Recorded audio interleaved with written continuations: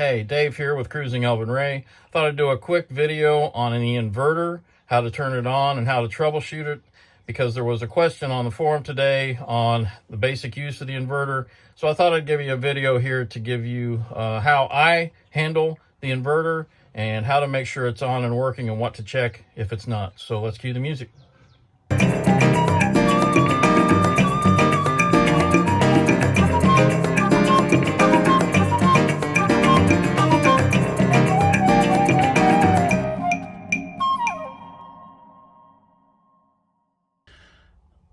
The purpose of the inverter is to give you AC power, which is what this panel controls, using your batteries instead of being plugged into a generator or shore power.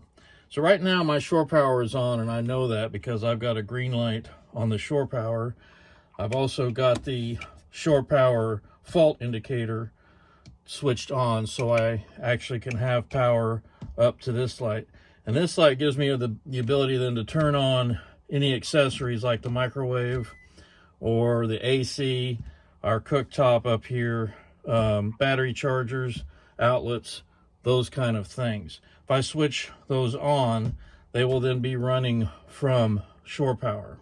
But if I want to switch to the inverter, what I need to do is turn off my shore power and disconnect. I'm not going to disconnect from the house power here, but that disconnects shore power from this panel, but shore power is still on, to really make sure I don't have any shore power coming into the boat.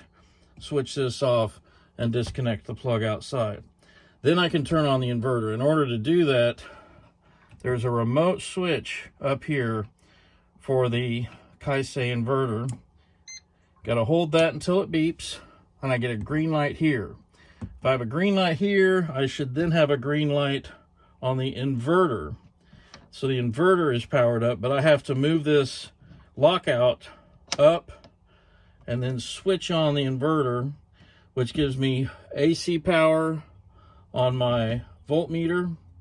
And then if I turn on some of my accessories that are AC powered, let's say the microwave, I will then start pulling load from the batteries. Or let's say I could turn on the cooktop and run that, turn on my port and starboard outlets and start charging some things. So what I'm doing now is running my AC panel from the house batteries. So this whole AC panel is separate from all of your 12-volt devices on the boat.